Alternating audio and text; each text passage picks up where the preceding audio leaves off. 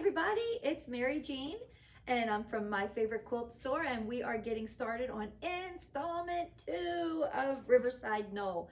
How'd you do on installment 1? Did you stretch yourself? Did you try some different applique? Did you do it? I'm the master procrastinator, so I can totally understand. Or did you just look at it and feel how beautiful the fabric is and say, I'm going to do 2 this month? So let's get started. I'm going to tell you all about what I did this month for installment 2. And there are 2 blocks. We had 2 blocks last month and we have 2 blocks this month. And this month, when you get your blocks done, you actually can connect the medallion part of the center, which is kind of exciting. So maybe you want to get started on it and get moving, but here's some tips for this month. So the first block we're going to talk about is, let me read it so I'm sure exactly what it is. It's the Star Point Applique block.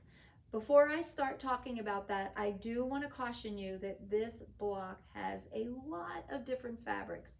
And if you did not copy off the first page, this page, and pin it to your fabrics, you are going to want to do it now, because there were a lot of fabrics to keep track of. And she does give you a really good explanation of, she'll put the number down. For example, she'll put gray 9833-93 and then cut. But then within the explanation of how to do the block, she'll just say gray. And I know there's only one gray, but there's a couple of blues and a couple of reds and a couple of greens. So just for sanity's sake, go ahead, and if you haven't done that already, copy off this page and pin it to your fabrics. And I like to sort of keep my fabrics in a bit of a numerical order. They're kind of the patterns. There's some like patterns that run in sort of a numerical, like one might be 46, the other one might be 56. So it's easy to do that, but it's probably best. I'm strongly telling you to please get your fabric organized, because it is a bit confusing. Okay, I don't want to worry you, but that's a good tip. So when we're cutting that first block is this applique block. I'm going to show it to you. You are doing 4 of each block, so 4 appliques and 4 of the pieced block. This block has the exact same applique as is in the first block, so don't throw away your templates or you'll be able to figure it out. The colors are exactly the same. I keep dropping it. But with the first block, installment 1 applique, one of the leaves was green, and I did give you the tip that it didn't matter which leaf was green. She just kind of had it in one spot. But with this block, 2 of the leaves are green, and I'm going to tell you, it doesn't matter if they're on the left or the right. Just keep it uniform throughout all 4 of the blocks. I think that will be very successful. The only tip that I really have for this block is I cut the first 2 fabrics, the gray and the neutral, a bit larger. I sewed them together on the diagonal. I pressed them open toward the gray, toward the dark, gave them a quick iron, and then I trimmed them up to be 8.5 inches. I felt like with the different kinds of piecing, or the different piecing, I really just wanted the block to be a little more precise, and I felt like that would give me the best chance. Once you've, oops, my goodness gracious. Once you've done the first 2, I left it whole. I left the block whole, and I folded it in half like this, and I pressed it. I gave it just a quick press, so I had a crease. At that crease, I went ahead and picked out just a few stitches, and I inserted my stem so I knew it was exactly in the middle. And that's going to make a big impact on your block, because where this V comes in, that's where your stem needs to go down. And I think if you wait and do it, crease it, then I think you will have a better chance of having it right directly center in the middle. I went ahead and basted the stem in. I'm not sure how you're doing your applique, but if you are back basting or doing it hand applique, go ahead and just baste it in and then add the red block. I did cut the red a little bit larger too. I sewed on the diagonal just like she says in the pattern, and then I trimmed it away.